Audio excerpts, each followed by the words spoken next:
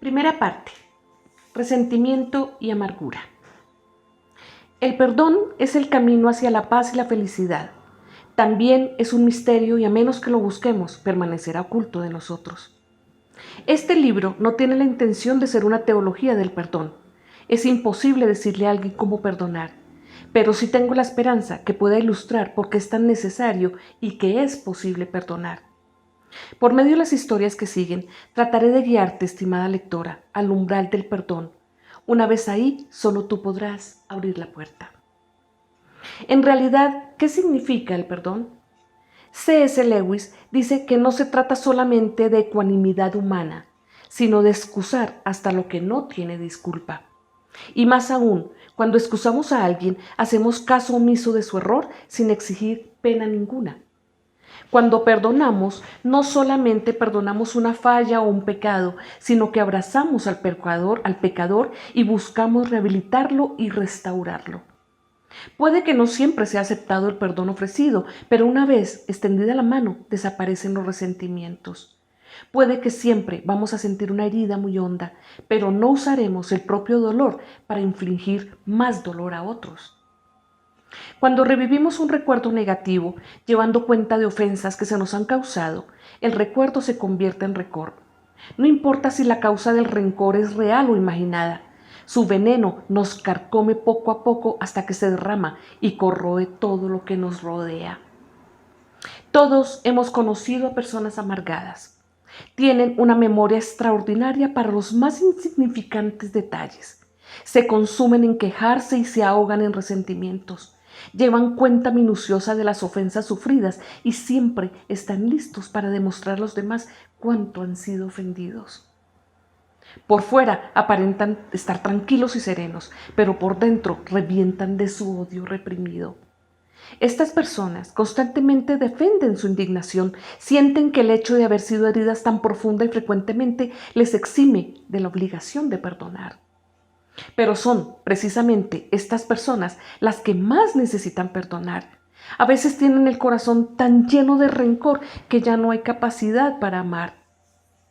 Hace casi 20 años mi padre y yo aconsejamos a una persona así. El marido se estaba muriendo y ella quedaba endurecida e insensible como una piedra. En los ojos del mundo había vivido una vida intachable. Era ordenada y meticulosa, trabajadora, honrada, capaz y confiable. Pero ella no podía amar. Luego de meses de lucha, la causa de su frialdad quedó aclarada. Ella era incapaz de perdonar.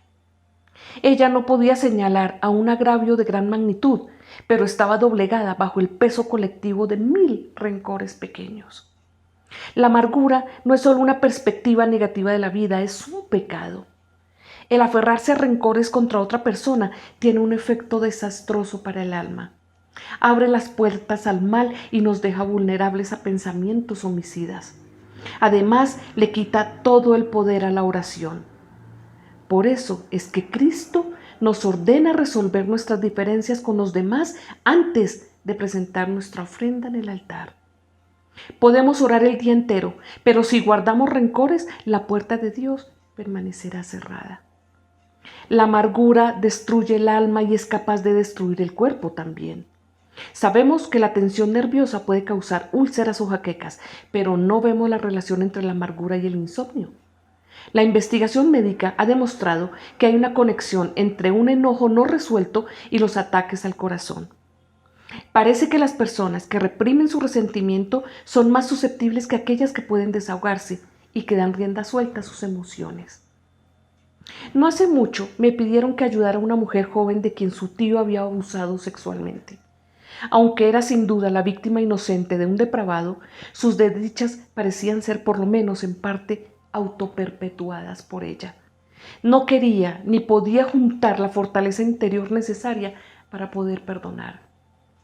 Amordazada durante años por el temor de exponerse y por el alcoholismo que su atormentado mantenía con regalos diarios de vodka, esta pobre mujer estaba desesperada. Se le había brindado terapia psiquiátrica intensiva y no le faltaban comodidades materiales. Tenía un buen empleo y un círculo de amigos que la apoyaban. No se habían escatimado esfuerzos para ayudarla a restablecer. Y a pesar de todo, sus emociones oscilaban desde la risa nerviosa hasta el llanto inconsolable. Se llenaba de comida un día y al otro día ayunaba y se purgaba, y bebía botella tras botella. Esta pobre alma era una de las personas más difíciles a que jamás traté yo de ayudar. Estaba extremadamente reacio a cargarla con tan siquiera una onza de culpa. Sin embargo, me parecía claro que solo ella podía iniciar ese proceso de sanar. Pero todo consejo parecía inútil. Enfurecida y confundida, se sumió cada vez más profundamente en la desesperación, hasta que finalmente tuvo que ser hospitalizada porque había tratado de estrangularse. Las heridas que causa el abuso sexual llevan años en sanar. En muchos casos dejan cicatrices permanentes. Sin embargo, no es inevitable que resulten en una vida atormentada o en un suicidio. Por cada caso, como el que acabo de descubrir, conozco varios otros cuyas víctimas encontraron la libertad y una nueva vida, una vez que pudieron perdonar. Esto no significa resignarse u olvidar lo que ocurrió. Tampoco depende de poder encontrarse cara a cara con el abusador, cosa que hasta podría ser contraproducente. Pero sí significa que se debe tomar una decisión consciente de dejar de odiar, porque el odio no ayuda nunca. Es como un cáncer, el odio se extiende a través del alma hasta destruirla por completo. Annie Coleman, a quien conocí en una conferencia hace algunos meses, me contó lo que le pasó a su hijo Daniel por ser incapaz de perdonar. Cuando en 1985, dice Annie, asesinaron a mi hija Francis, yo quedé destrozada. Recibí una llamada telefónica de mi sobrina en Los Ángeles diciéndome: Francis está muerta, le pegaron un tiro. No recuerdo haber gritado, pero grité. Me preparé para salir inmediatamente para California, y en el avión pensé que sería capaz de matar. Si hubiera tenido un arma y el asesino a la mano, es muy probable que yo lo hubiera matado. Cuando bajé del avión pensé cómo iba a recibir a mi hijo Daniel, que estaba por llegar de Hawái. Daniel era un sargento del ejército adiestrado para matar. A la mañana siguiente, cuando llegamos a la comisaría, lo único que nos dijeron fue que mi hija estaba muerta y que todo lo demás no era asunto nuestro. Lamentablemente, fue así durante todos los días que nos quedamos en Los Ángeles. El coordinador de la sección de delitos violentos me dijo que si dentro de 4 días no habían detenido a nadie, no debería yo esperar un arresto. Tenemos demasiados homicidios en este distrito y le dedicamos 4 días a cada caso, dijo el señor. Mi hijo Daniel estaba enfurecido. Cuando le enteraron de que la policía no estaba realmente interesada en encontrar al asesino de su hermana, quiso ir a comprar una UCI y acribillar gente a balazos. Nadie nos había preparado para lo que vimos cuando fuimos a recoger el automóvil de mi hija.